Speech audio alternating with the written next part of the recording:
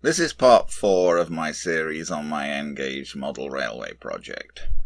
Part 1 was just an intro to the project and to my background with the railways. Part 2 covered setting up a baseboard, selecting and obtaining track, initial layout and design, and track laying.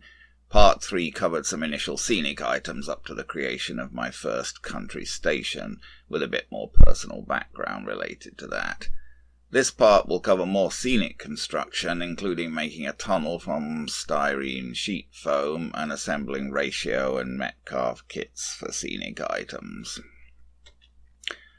I decided to put a tunnel at the back left corner of the layout, as this was my plan when I first laid the track down. I looked at some commercially available items, such as this double-line tunnel from Knock, but this would have cost me close to $100 Canadian delivered, and honestly I didn't really think it was very satisfactory, and thought that I could probably make something that I would be happier with myself. I made cardboard templates by drawing round the relevant track in position on the corner of the layout, and then used those templates to cut pieces from soft white insulating foam, of which I had quite a number of sheets on hand as I had been using it in RC aircraft construction. As you can see in this picture, I basically cut 3 pieces to go on the outside of the track and 3 corresponding pieces to go on the inside of the track with a single piece to cover, although of course more pieces could have been used on top if a more tapered top was wanted. I glued these pieces together with white glue, and then I painted the assembly, black on the inside and green on the outside, and glued on plastic Pico tunnel portals that I had picked up from British model trains in Cambridge, Ontario. Here's the tunnel in its initial place on the layout. Not great, but really I still prefer the effect to the Knock item. Next I went on to some kit assembly. The first item I worked on was a ratio kit of a covered footbridge, which from the pictures looked like a nice item. I began to suspect whilst working on this kit that whoever designs the N-gauge kits at Ratio is not entirely dealing with a full pack of cards. I've been assembling kits for 50 years now, including working on some highly detailed aeroplane and ship kits with etch parts, etc., and this kit was of a higher difficulty to assemble than anything I have encountered. The assembly requirements verged on the completely insane, and frankly I think that the assembly requirements of the Ratio signal box kit went beyond the completely insane. You'll see later in this video. Anyway, the initial stage of assembly of the Ratio footbridge kits shown here was not too bad, except that it was difficult to get the fine vertical posts going through the tiny holes in the corners of the landing pieces exactly vertical and parallel. I feel that a well-designed kit would have provided some sort of jig to help with this, as Metcalfe, for example, are very good about doing with their cardboard kits. Here's the next stage, with railings going into place between the uprights. Where it started to get really crazy was the requirement to put handrail pieces on top of those railings. The handrail pieces were so tiny and flimsy that it was almost impossible to handle them without breaking them, and a gentle sigh could blow them away. But even this didn't reach the levels of craziness that the Ratio signal box kit went to. I suspect that perhaps part of the reason for the craziness of these Ratio kits is that they are originally designed in 00 scale, where they might just about be practical, and then just scaled down to make an N-gauge version, where they are barely practical at all. Anyway, I did get the Ratio footbridge kit assembled and produced something reasonably nice from it, though a couple of parts broke or blew away, requiring some improvisation. Here is the footbridge between 2 kestrel platforms with the tunnel in the background. At this point I encountered another problem. The footbridge, standing on the kestrel platforms, was not high enough for my locos to pass under it. Here you can see a rebuilt Royal Scot, the cab of which is hitting the smoke pan of the footbridge. The fact that the Cato track comes with an integrated track bed and so sits higher is obviously contributing to the problem. I got around this by cutting pieces of dollar store foam board and putting them underneath the platforms, so raising the level of the platforms by about 1/8 of an inch. Not an ideal solution, but the platforms raised like that didn't look unreasonable with rolling stock, and this did make it possible to use this footbridge. So this is where the layout had got to at this point. Scrapped off station built from the Kestrel station kit set is at the lower right, yard area at the top right, tunnel at top left, and the beginnings of the main station at top centre. And here's another view, including the whole of the layout, and a view from the other side. The next kit I worked on was the Metcalfe Country Station kit. Generally, I'm very impressed with the Metcalfe kits. They seem to go to some trouble to give the kits a solid three-dimensional look, rather than, just looking as if they're folded pieces of cardboard, which in a sense they are, but they use multiple layers on the windows and doors, etc. And they make the assembly process organised, clear, and reasonably doable. Here I have the glazing of all the windows done, most of them in place. Some windows and doors are still sitting in the tray at the top left. I have two sections of the main building clamped together here to let the glue dry and make a solid connection. Here are the main station building and the secondary platform shelter from the Metcalfe Country Station kit at an intermediate stage of construction. The buildings are largely assembled, but chimneys haven't been done yet, nor have the awning pillars. Now here the chimneys are in place.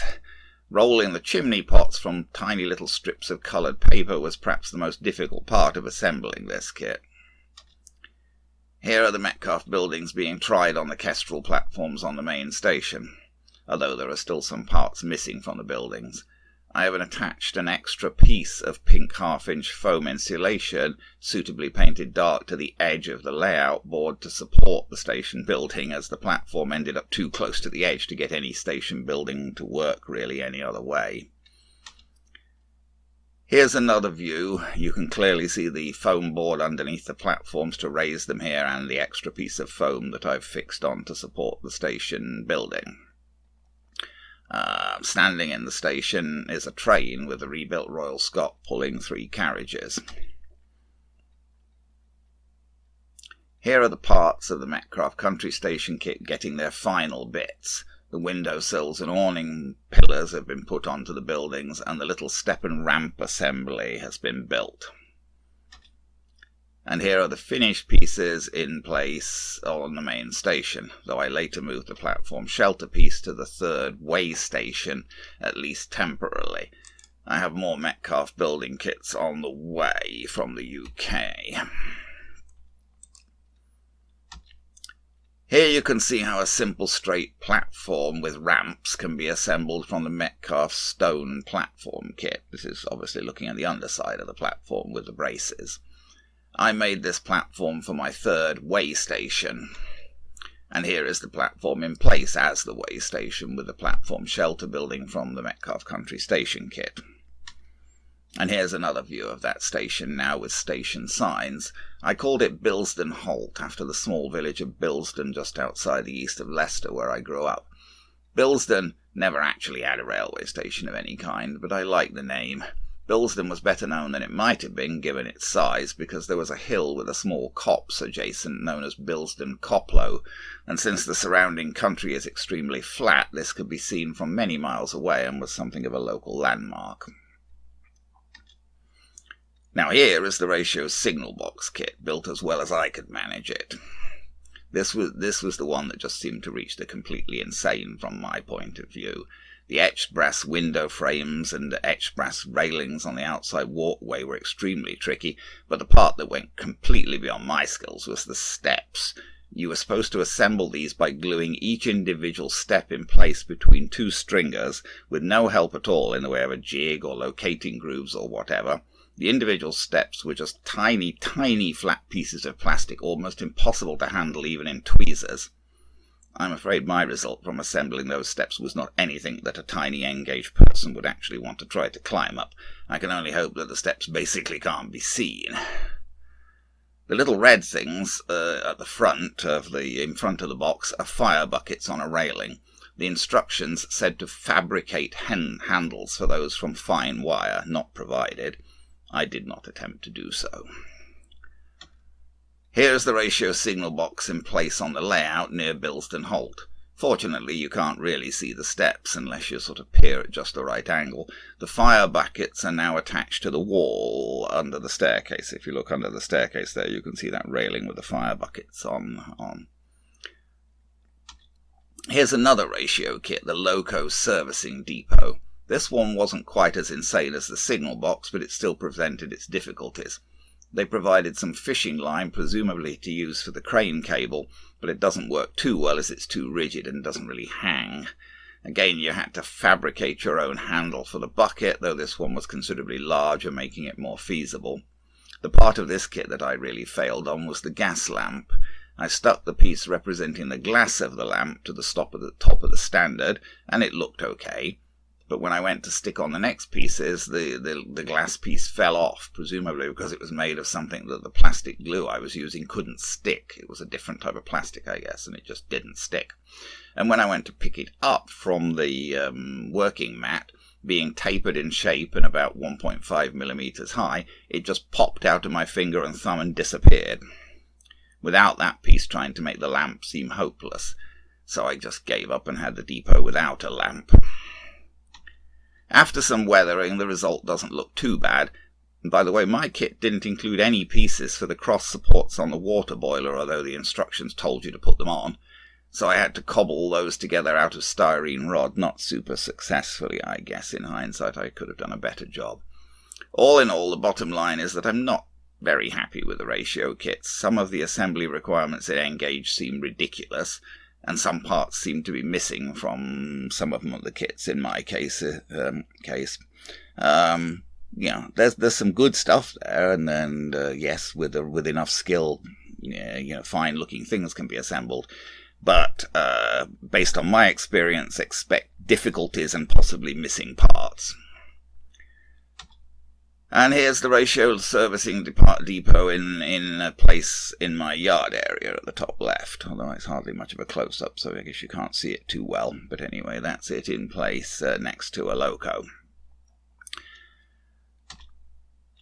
And that brings us to the end of this part. Still to come, a review of the Engage rolling stock that I obtained for my pre-nationalisation in the British Midlands prototype. More scenics, including building and vegetating a hill. More Metcalfe kit building. A P&D Marsh white metal bus build. Naming the main station and creating a backing scene.